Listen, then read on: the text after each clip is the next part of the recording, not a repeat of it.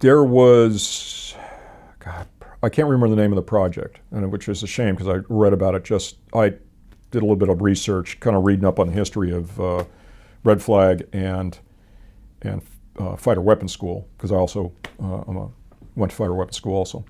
And in a Wikipedia article about Red Flag, they mentioned the Soviet aircraft program. Mm-hmm. So I think the cover's been blown. Mm-hmm. We did not fly against any type aircraft in Red Flag. The Tonopah test range is up in the northwest corner of the Red Flag ranges, and that's where they kept a lot of Soviet aircraft that had been obtained through various means. They had a MiG-23, MiG-21. I went to fighter weapons school and flew against them in one of our missions. We went down and did some kind of look-see and kind of get alongside them and do some acceleration tests and a little bit of air combat maneuvering, where I learned that there is a fighter type aircraft that turns worse than a 111. That's a MiG-23. Mm-hmm. And not really it wasn't faster than we were. And they couldn't see out of it. It was tiny cockpit, size of it came up to here. Mm-hmm. And so anyway, it was really not, it probably wasn't any good air to ground because it couldn't carry very much or go very far, and wasn't any good air to air because it wasn't maneuverable. Mm-hmm. That's one of the things I got out of that. But we did fly against some Soviet type aircraft, but that was during fighter weapons school. Yeah, because I thought they had the Russian types for Red Flag. I'm sure I've seen a video where they go and visit the aircraft. I didn't know. That's something different. There was a kind of a museum.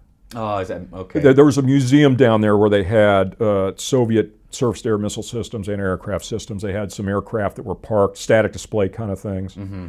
So they had airplanes we could go and look at. I thought you were talking about airplanes actually flew against, operating Soviet type aircraft, and so that they was didn't operate them on Red Flag actually. not now.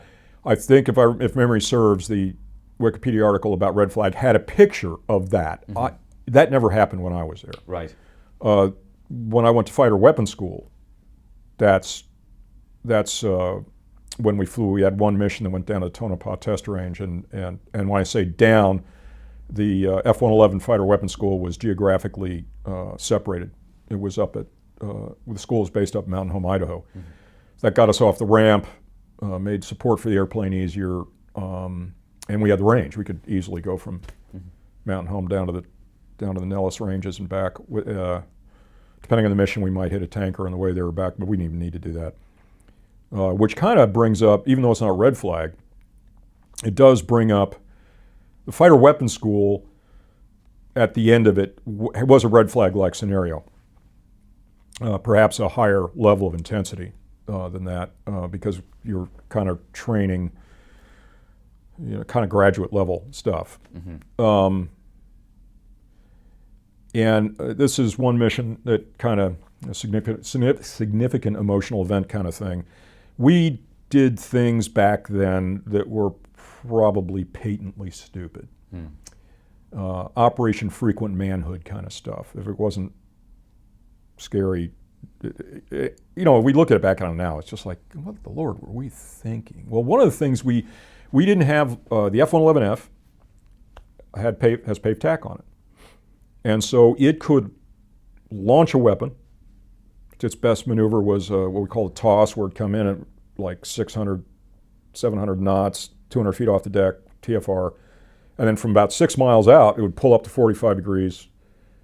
Weapon goes off, and it now goes in a ballistic arc. So it's got good 6-7 miles of range on it. And the airplane does a 120-degree wing over, and this is something they did at night. Mm-hmm. And because the paved tack pod's in the center of the airplane, it can look in the direction the weapon's going. And now they put a laser spot on the target as the airplane's going away, and then the bomb just goes boom and nails it. I mean, it's brilliant. Mm-hmm. Well, we didn't have that. All we had were ancient, well-worn hand-tooled techniques, where really we're not particularly advanced over what B-17s used. It's crazy. So really was. I mean, we had a radar to put us in position, and we had perhaps more accurate speed and altitude measurements, but basically we're doing exactly the same problem the B-17s were doing. So we had F-111F envy. Mm-hmm. So we would cook up the scenario where we would imagine Special Forces troops in a target area and then they would put a laser at a certain time on a target, and then we'd come in and toss the weapon from the proper point, and then it would guide on their. So that's how we got over F-111 Envy. And so the way we did this to get bombs on target and with mutuals, we did this in formation. Well, you kind of have to have your airplanes, two airplanes, pretty close together in order for their weapons to get to the same point. They can't be too far apart. It just doesn't work. So we're coming in what's called fighting wing formation, low level. So now I'm probably 200 feet to the right, about 100 feet back. And low level. So now I'm flying this formation at 100 feet or so off the deck. And now I'm focused on lead. And lead was focused on navigation and terrain masking, and flew right by kind of a cliff, very steep mountain on the right side of his airplane, where I am.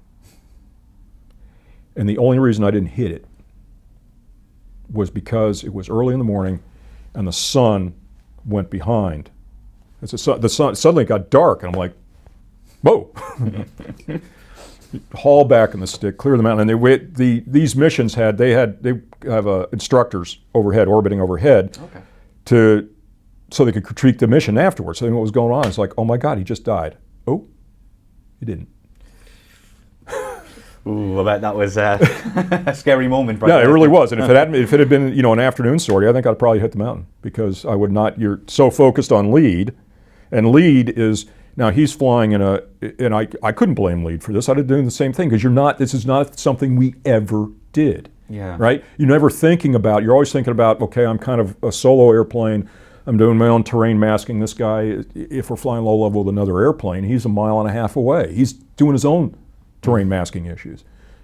Completely off our written script, and almost probably the closest I ever got to buying the farm.